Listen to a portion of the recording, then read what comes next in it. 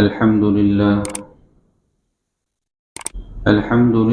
نحمده ونستعينه ونستغفره ونؤمن به ونتوكل عليه ونعوذ بالله من شرور أنفسنا ومن سيئات أعمالنا من يهده الله فلا مضل له ومن يضلله فلا هادي له ونشهد أن لا إله إلا الله وحده لا شريك له ونشهد أن سيدنا ومولانا محمدا عبده ورسوله أما بعد فأعوذ بالله من الشيطان الرجيم بسم الله الرحمن الرحيم وَإِذَا جَاءَهُمْ أَمْرٌ مِّنَ الْأَمْنِ أَوِ الْخَوْفِ أَذَاعُوا بِهِ وَلَوْ رَدُّوهُ إِلَى الرَّسُولِ وَإِلَى أُولِي الْأَمْرِ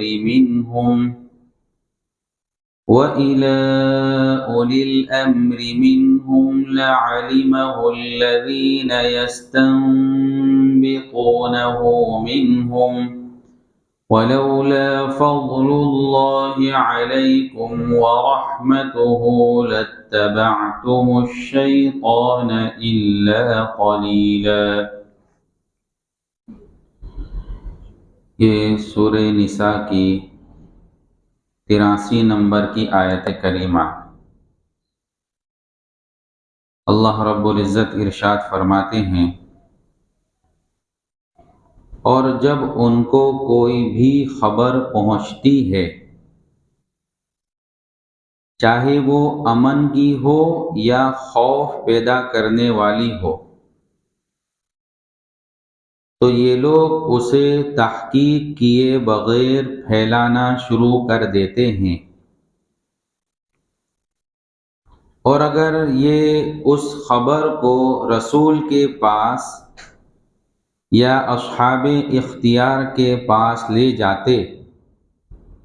تو ان میں سے جو لوگ اس کی کھوج نکالنے والے ہیں وہ اس کی حقیقت معلوم کر لیتے۔ اور مسلمانوں، اگر اللہ کا فضل اور اس کی رحمت تم پر نہ ہوتی تو تھوڑے سے لوگوں کو چھوڑ کر باقی سب شیطان کے پیچھے لگ جاتے۔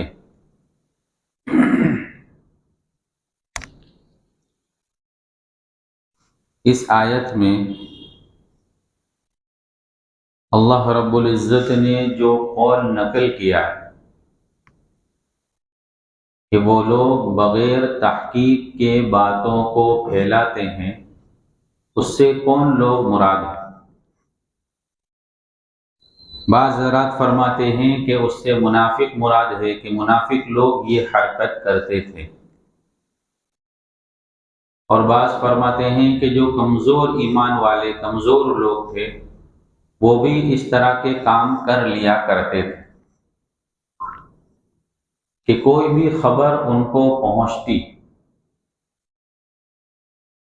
کوئی بھی سماچار ان کے پاس آتے، اس کی تحقیق کیے بغیر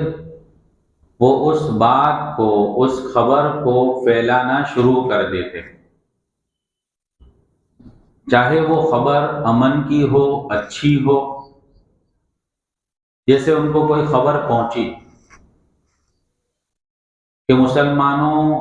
کی جماعت کو فتح ہو گئی، جیت گئے، اب جیسے یہ خبر پہنچی تو انہوں نے پھیلانا شروع کر دیا، لوگوں کو بتلانا شروع کر دیا۔ یا کوئی خوف کی خبر ہو، ایسی خبر جس کی وجہ سے مسلمانوں کے دل میں خوف پیدا ہو سکتا ہے، جیسے کوئی اس طرح کی خبر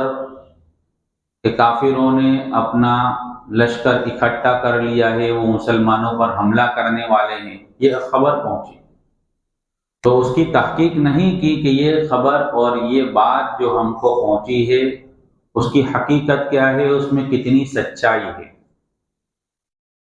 تو اس طرح کی کوئی بھی خبر ان کو پہنچتی تھی تو وہ لوگ یعنی منافق لوگ اس خبر کو پھیلانا شروع کر دیتے تھے، دوسروں کو بتانا شروع کر دیتے تھے۔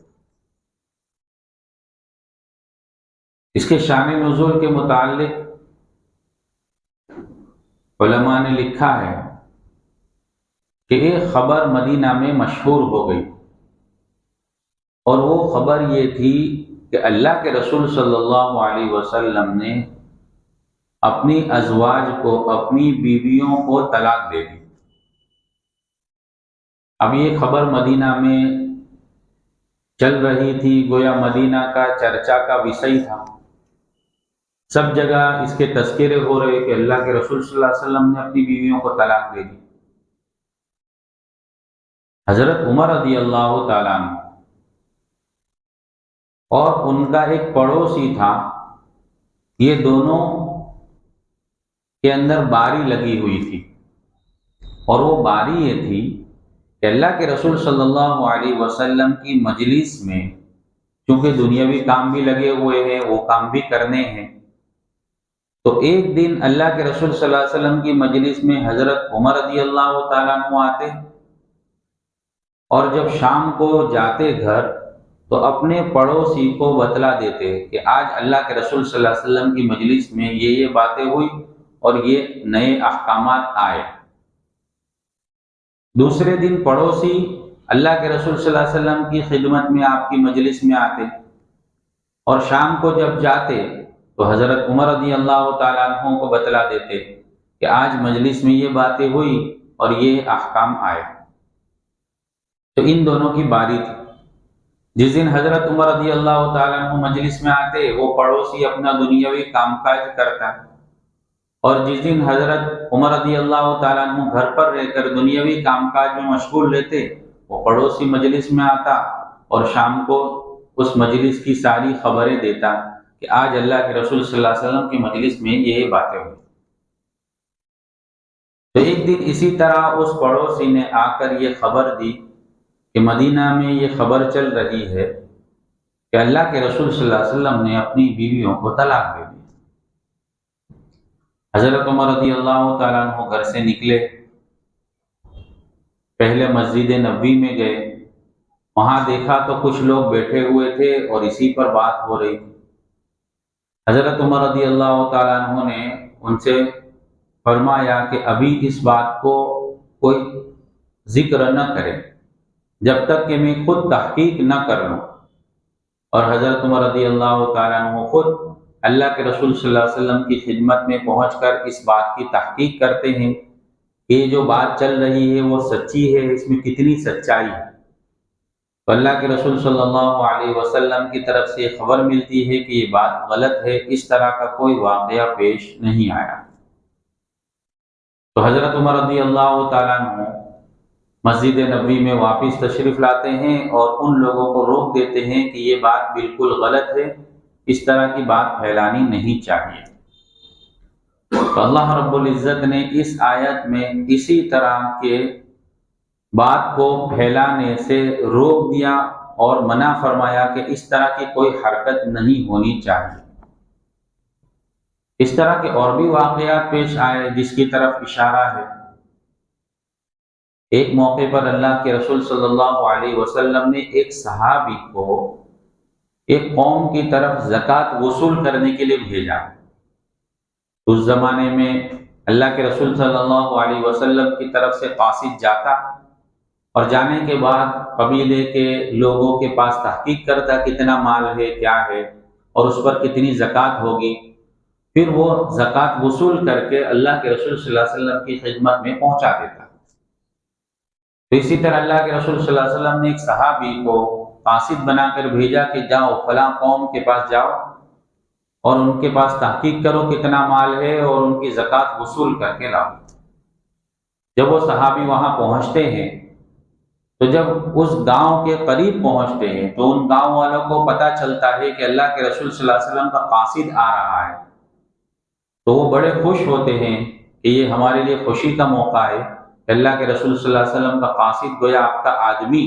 ہمارے پاس زکوٰۃ وصول کرنے کے لیے آ رہا ہے، تو گاؤں والے استقبال کے لیے جو ہے گاؤں سے باہر نکلتے۔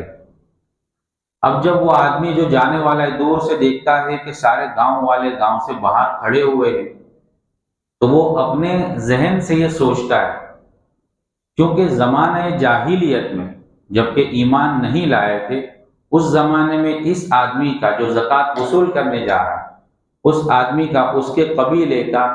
جہاں وصول کرنے جا رہا ہے جس گاؤں میں، ان کے ساتھ جھگڑا تھا اور لڑائیاں ہوا کرتی تھی۔ جب ایمان لے کر آ گئے، بھائی چارہ ہو گیا، آپس میں صلح ہو گئی، سب چیز ختم ہو گئی، لیکن اس نے اپنے ذہن سے سوچا کہ ہو سکتا ہے شاید وہ پرانی دشمنی کی وجہ سے یہ لوگ مجھے مارنے کے لیے باہر نکلے ہیں، تو گاؤں سے دور ہی سے واپس ہو جاتا ہے اور آ کر خبر دیتا ہے کہ وہ گاؤں والے میرے کو مارنے کے لیے باہر نکلے ہو۔ تو یہ حالانکہ خبر غلط تھی، اس نے یہ سمجھ لیا کہ مارنے کے لیے نکلے، حالانکہ وہ گاؤں والے تو استقبال کے لیے نکلے تھے۔ اللہ رب العزت نے یہ آیت میں اس طرح کی بات سے روک دیا، گویا کہ پوری امت کو اس بات کی ہدایت دی کہ ہر سنی سنائی بات کو بیان نہیں کرنا چاہیے، جو آج ہمارے زمانے میں بھی اس کا ایک بہت رواج عام ہے۔ ایک آدمی ایک بات سنتا ہے، اس کی تحقیق کیے بغیر اس کو چلاتا ہے، اور خصوصاً ہمارا جو یہ موبائل ہے، واٹس ایپ ہے، اس کے اوپر ایک خبر آئی، اب کوئی تحقیق نہیں کی کہ یہ خبر کتنی صحیح ہے، غلط ہے، کیا ہے، بس خبر پڑھی، بلکہ بعض مرتبہ تو ایسا بھی ہوتا ہے کہ اس خبر کو پوری پڑھتے بھی نہیں ہیں، اور وہ خبر کو پھیلا دو، اس طرح کی باتیں اس میں ہوتی ہے کہ یہ خبر خوب پھیلانی چاہیے، اس کو خوب شیئر کرو۔ اب وہ پوری سنتا بھی نہیں ہے، اس کو پڑھتا بھی نہیں ہے، اور اس کو پھیلانا، 10 گروپ میں بھیج دو، 20 گروپ میں بھیج دو، تو آدمی فوراً اس کو بھیجنا شروع کر دیتا ہے۔ تو اس آیت میں اس کا رد کیا گیا، یہاں تک کہ حدیث میں اللہ کے رسول صلی اللہ علیہ وسلم نے ارشاد فرمایا کہ ایک آدمی کے جھوٹا ہونے کے لیے اتنی بات کافی ہے کہ ہر سنی ہوئی بات کو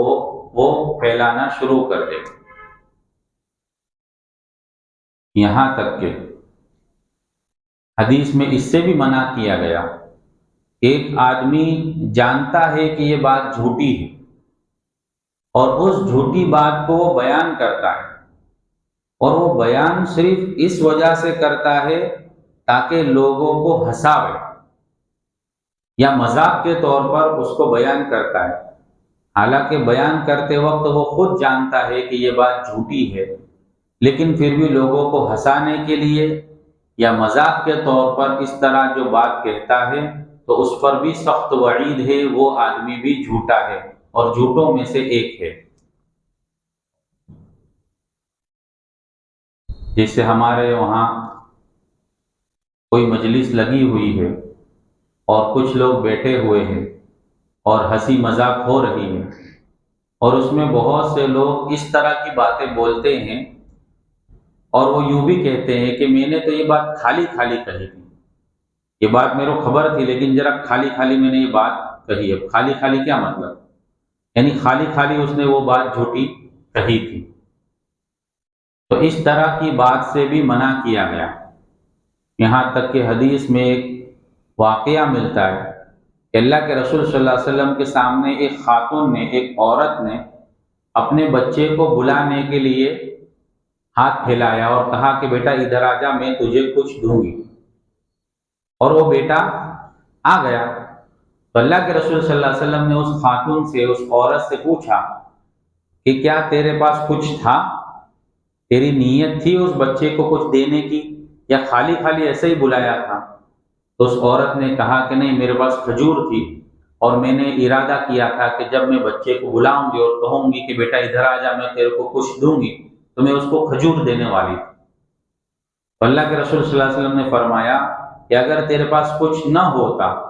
اور تو ایسے ہی خالی اس کو بلاتی،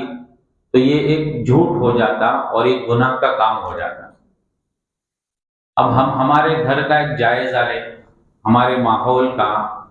ہمارے وہاں جو رواج ہے اس کا ایک جائزہ لے کہ ہمارے وہاں اس پر کیسا عمل ہوتا ہے۔ اگر ہمارے یہاں گھر میں کوئی بچہ پریشان کرتا ہے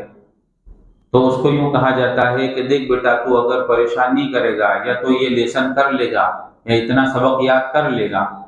تو میں تجھے یہ انعام دوں گا اور یہ دوں گا، اور تجھے چوپاٹی گھمانے کے لیے لے جاؤں گا یا تجھے کیڈبری دلاؤں گا۔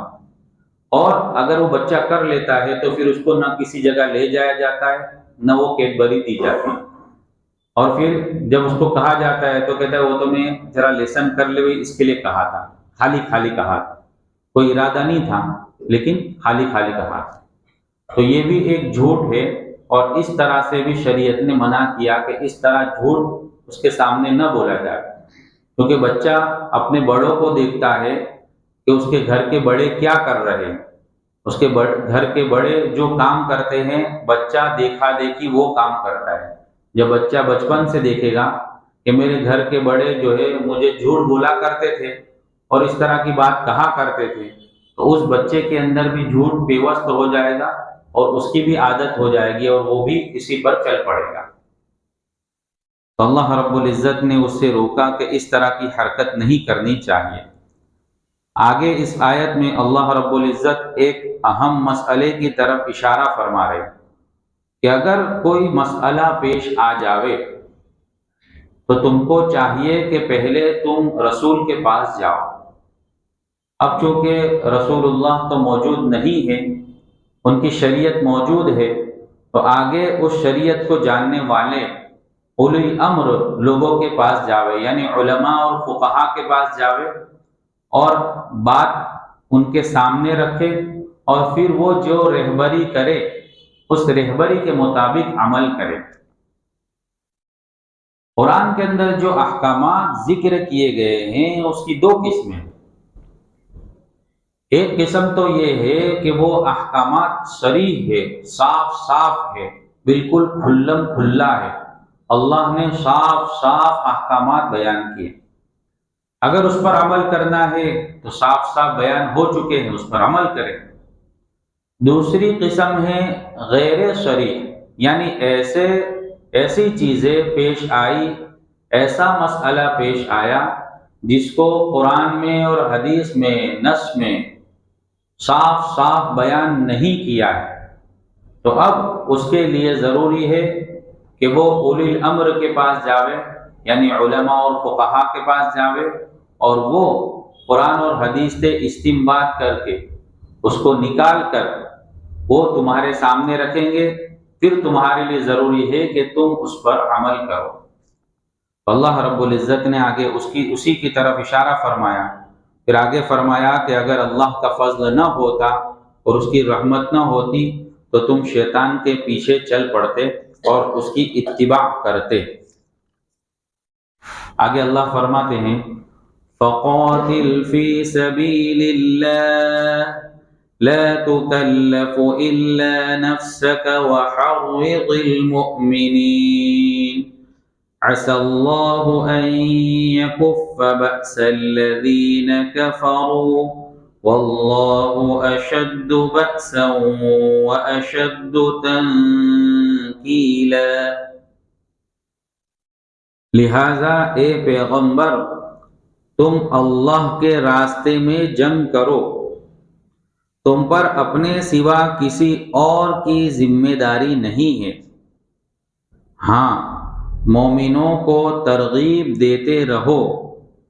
کچھ بعید نہیں کہ اللہ کافروں کی جنگ کا زور توڑ دے،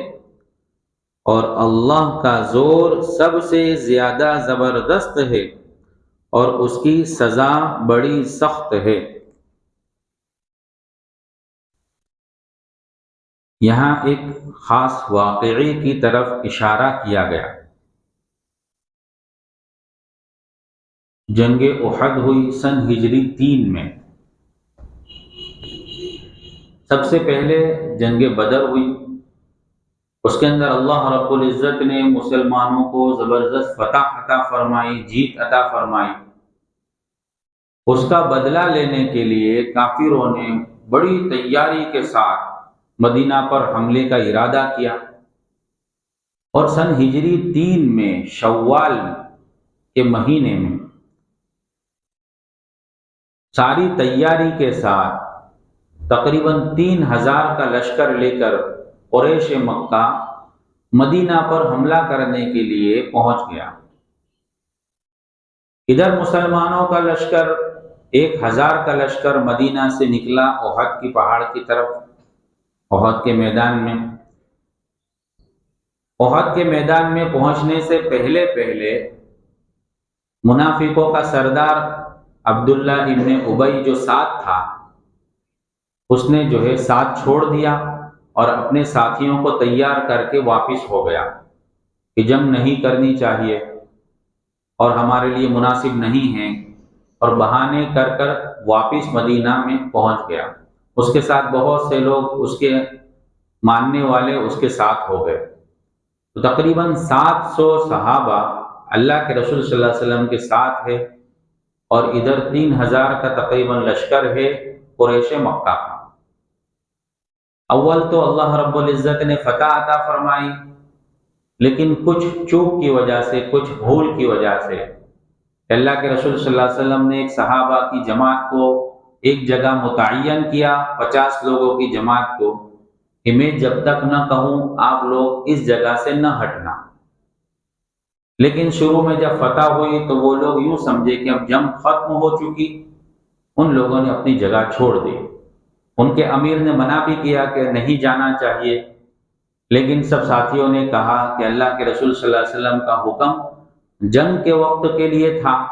اب چونکہ جنگ ختم ہو چکی ہے، جیت ہو چکی ہے، وہ جگہ چھوڑ دی۔ پیچھے سے کافروں کے لشکر نے حملہ کر دیا، دونوں طرف کافروں کا لشکر ہے اور بیچ میں مسلمان پھنس گئے، اور دونوں طرف سے کافروں کا حملہ ہوا اور اس میں 70 صحابہ شہید ہوئے۔ جنگ احد کے ختم پر ابو سفیان نے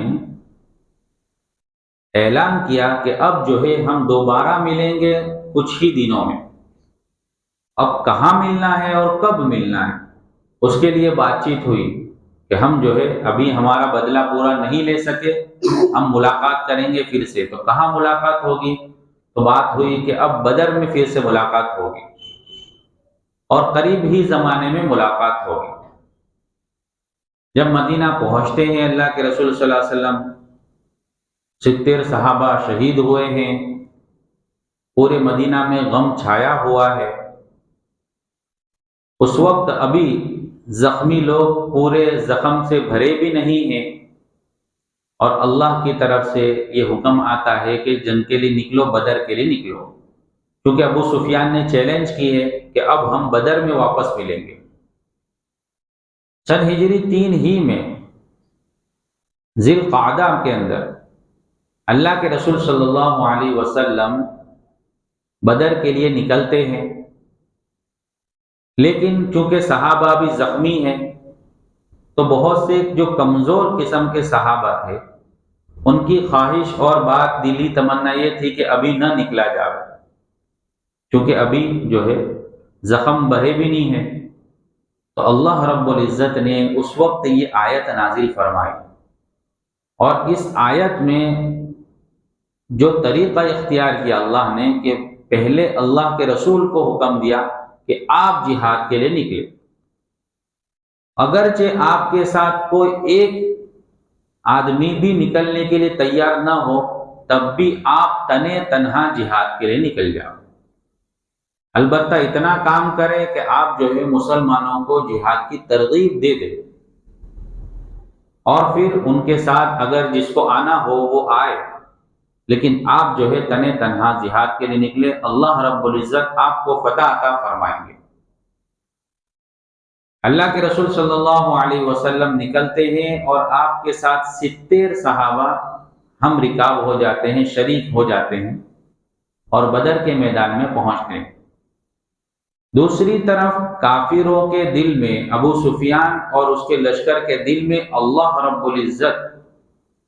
اپنے رسول صلی اللہ علیہ وسلم کا رعب ڈال دیتے ہیں، اور ایسا رعب ڈال دیتے ہیں کہ اس رعب کی وجہ سے ان کے اندر گھبراہٹ پیدا ہوتی ہے، اور خوف کی وجہ سے وہ جنگ کے لیے نہیں آتے، اور وہ اپنے وعدے میں، اپنے چیلنج میں جھوٹے پڑتے ہیں، اور یہ جنگ نہیں ہوتی۔ تو اللہ رب العزت بغیر لڑے بدر کے اندر دوبارہ اپنے رسول کو اور ان کے ساتھیوں کو فتح عطا فرماتے ہیں، جس کو مورخین نے بدر صغریٰ سے تعبیر کیا، چھوٹی بدر۔ تو اللہ رب العزت نے اس آیت میں اسی کی طرف اشارہ فرمایا کہ اے پیغمبر، تم جنگ کے لیے نکل جاؤ، اور تم اپنے سوا، تمہارے اوپر کسی کی ذمہ داری نہیں ہے، بس تمہارا کام یہ ہے کہ تم مومنوں کو اس کی ترغیب دے دو، اور اس میں سے جو آئے گا اس کو شریک کر لو، اس کو ساتھ لے لو، اور کافروں کے اندر جو ہے اللہ رب العزت ایک رعب پیدا کر دیں گے اور جنگ کے زور کو توڑ دیں گے۔ اور اللہ رب العزت نے ایسا کیا، اور بغیر لڑے ہوئے اللہ نے وہاں فتح عطا فرمائی، جس کو اللہ رب العزت نے اس آیت میں ذکر فرمایا۔ اللہ رب العزت اور بھی احکامات بیان فرماتے ہیں آگے کی آیت میں، جس کو ہم پھر سنیں گے انشاءاللہ۔ بسم اللہ الرحمن الرحیم، سبحانک اللہم وبحمدک وتبارک اسمک وتعالی جدک ولا الہ غیرک، اللہم صلی علی سیدنا مولانا محمد وعلی آل سیدنا مولانا محمد صلاة تنجینا بها من جمیع الاحوال والآفات، وتقضی لنا بها جميع الحاجات، وتطهرنا بها من جميع السیئات، وترفعنا بها عندك على الدرجات، وتبلغنا بها أقصى الغايات من جميع الخيرات في الحياة وبعد الممات، إنك على كل شيء قدير یا ارحم الراحمین یا اکرم الاکرمین۔ یا اللہ، ہم تمام کے گناہوں کو معاف فرما، تمام کی خطاؤں سے درگزر فرما، اپنی اطاعت والی زندگی نصیب فرما، اپنی نافرمانی والی زندگی سے حفاظت فرما، ایسے کاموں کے کرنے کی توفیق عطا فرما جس سے تو راضی ہوتا ہے۔ اے اللہ، ایسے کاموں سے حفاظت فرما جس سے تو ناراض ہوتا ہے، جس سے تیرا غضب اترتا ہے۔ اے اللہ، پوری امت کی حفاظت فرما، پوری امت کی حفاظت فرما، پوری امت کی حفاظت فرما، پوری امت مسلمہ کو ہدایت عطا فرما۔ اے اللہ، صراط مستقیم پر چلنے کی توفیق عطا فرما۔ یا اللہ، اپنے فضل سے یا اللہ نمازوں کا پابند بنا، نمازوں کو قائم کرنے والا بنا۔ اے اللہ، پوری امت کو نماز کا اہتمام نصیب فرما۔ اے اللہ، خشوع خضوع والی نماز نصیب فرما، تیرے دھیان والی نماز نصیب فرما، ہر عمل کو تیرے لیے کرنے کی توفیق عطا فرما، ہر عمل میں اخلاص نصیب فرما۔ یا اللہ، للہیت نصیب فرما، ریاکاری سے حفاظت فرما۔ یا اللہ، اپنے فضل سے حفاظت فرما۔ یا اللہ، اپنے فضل سے حفاظت فرما۔ یا اللہ، سنت والی زندگی نصیب فرما۔ آقا صلی اللہ علیہ وسلم کے ایک ایک طریقوں پر عمل کی توفیق عطا فرما،